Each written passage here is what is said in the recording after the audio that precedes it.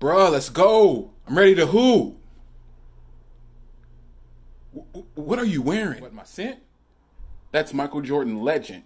The GOAT. You already know what this is, right? The champ is here. Rolling.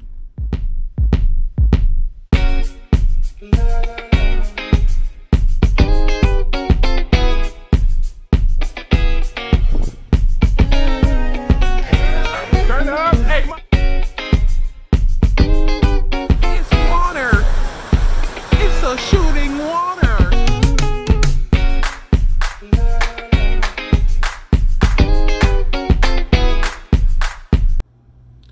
What's going on, all my frag heads and set heads? So today I'm bringing you Michael Jordan legend. Now this bad boy was released in 1997. That was the year he was going against the Utah Jazz, I believe, in the finals. And it's a shot where, you know, Byron Scott comes and rejected, and MJ just beauty, just pretty, just so pretty, you know, over him.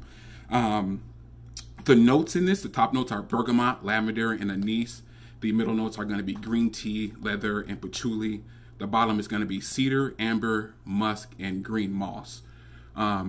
It does get comparisons to Rochas Man, New Harlem, and Givenchy Play Intense. It is a eau de cologne concentration, so it's not going to last all day. However, we get into that later. To my nose, I get the amber.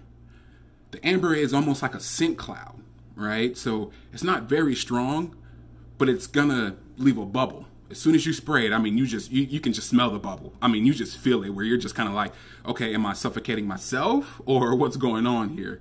So I get that. I don't get the green tea. Instead of green tea, I get coffee. Like, it's a coffee note. And it's a gourmand, they classify it, I get that. But it's a coffee note in here somewhere. But it doesn't smell like brewed coffee. It smells more so like coffee beans, if that makes sense. I really don't get the leather a lot in here. It is a masculine scent, so I think that's where the masculinity comes from, is the leather being pronounced. It's not bold, it's not a leather seat type of leather, it's not a pant belt leather. It's not a leather you would find in Tom Ford either, or some of the other leather fragrances that I have. I don't get that leather note from those in here. Since it's eau de cologne, the longevity on this thing really isn't that long. Now, it is pretty intense, so I would go light with the sprays, but when you go about 4 to 6 sprays, I mean, like I said, you're going to be trapped in that bubble. You're going to know you're in that bubble, and you're going to know it's the amber. So I would go lightly with the sprays. However, I do suggest spraying your clothes, just for the simple fact that you get more longevity out of it. It sticks to your clothes for some odd reason, and it's not harsh, but it just stays there, and you can smell it all day. Like I said, it's about 3 to 4 hours on skin.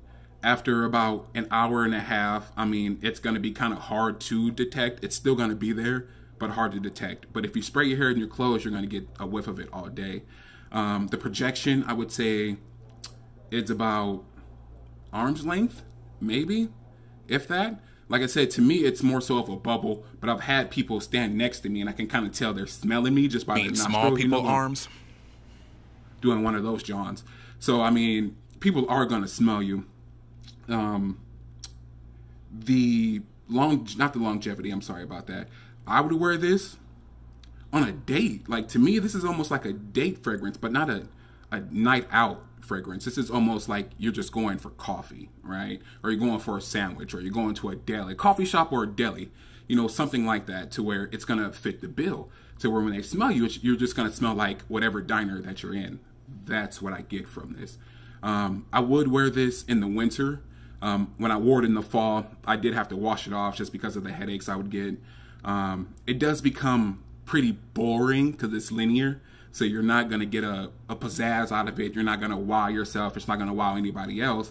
Like I said, you're just going to smell like a good gourmand, like a good coffee, in my opinion. I wouldn't call it unisex, but it does smell like those sugar rubs that your girl uses. Or yeah, the scrubs. You know how they come in like brown sugar or vanilla with, you know, raspberry extract, you know, like that complicated stuff, but really it just comes down to just being either amber or vanilla. You know, that's pretty much what it smells like to me. But yeah, I would definitely pick this thing up for 12 to 15 bucks. It's not bad. And it's Michael Jordan. I mean, I really do enjoy this. I mean, the craftsmanship is kind of bad. I mean, if you look at it, it's just a rubber top. Let's see if you can get some. I mean, the atomizer really isn't that great either. But it does shoot out a lot of juice. And see, like now, oh, that smells great. I personally wear this after I shave. So I use it more as an aftershave. So I apply it to my palms and I put it on my face. Even after the gym, like it's a great after the gym scent for some odd reason. I don't know what it is. It's like after I done lifted 3,000 pounds, you know, and then walked out and I put this one, it kind of makes me feel more like a man.